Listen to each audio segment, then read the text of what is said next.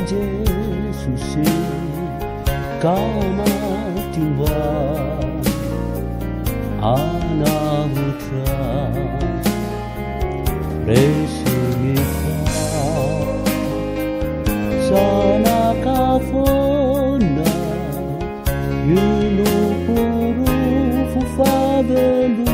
na Jesusi Jiariku Izayu apitu Lasa buku Nitautu Iwantana ni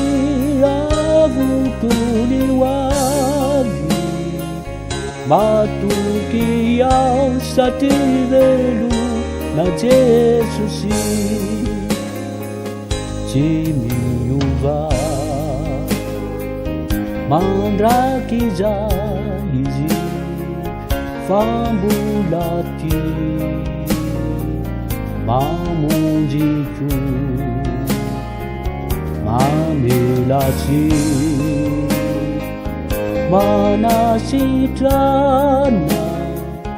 Mula miya sa Jesusi kabeluna Jiaiku Izayu apitu Lasa buku Nitautu Iwantana ni avuku liwavi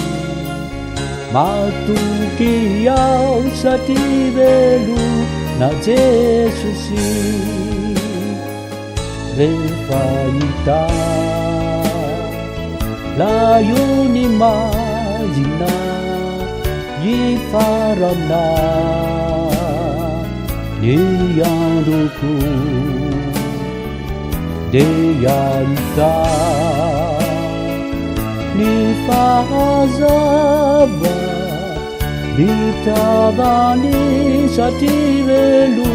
na Jesusi Jiaiku Izayu apitu Laksa buku Nitautu Iwantana ni avuku liwavi Matuki au sativelu